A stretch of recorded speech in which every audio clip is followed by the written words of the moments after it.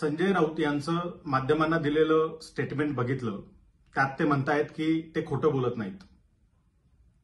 मात्र महाविकास आघाडीच्या जागा वाटपासंदर्भात माध्यमांना माहिती देताना केवळ वंचित बहुजन आघाडीमुळे हे जागा वाटप रखडलंय की काय अशा पद्धतीची माहिती दिली जाते.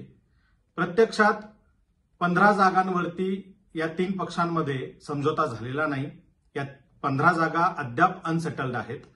त्यापैकी 10 जागांवरती काँग्रेस आणि शिवसेना या दोन्ही पक्षांनी क्लेम केलाय, दोन्ही पक्षांनी दावा ठोकलाय. तर 5 जागांवरती शिवसेना, राष्ट्रवादी आणि काँग्रेस या तिन्ही पक्षांचा दावा आहे. अशा 15 जागांचं वाटप अद्याप आपण करू शकलेला नाही आहात, ते झालेलं नाहीये. या बाबतीत एक चकार शब्द काढला जात नाही.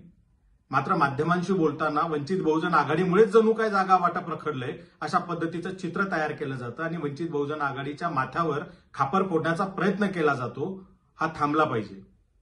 जर तुम्ही सांगताय त्या पद्धतीनं जर तुम्ही खोटं बोलत नाही तर येत्या 24 तासात या 15 जागा डिक्लेअर करा. जर तुम्ही ते 15 जागा ज्या आहेत त्या 24 तासात डिक्लेअर नाही करू शकलात तर याचा अर्थ तुम्ही माध्यमांना दिलेली माहिती ही खोटी आणि अर्धवट होती हे सिद्ध होईल. आपण 15 जागांचा वाद मिटवावा हे सुरुवातीपासून वंचित बहुजन आघाडीची भूमिका राहिलेली आहे. त्या बाबतीत आम्ही बोलत आलेलो आहोत. मात्र माध्यमांचा उपयोग करून आम्हालाच बदनाम करण्याचा प्रयत्न केला जातोय, तो थांबवण्यात यावा असं आम्ही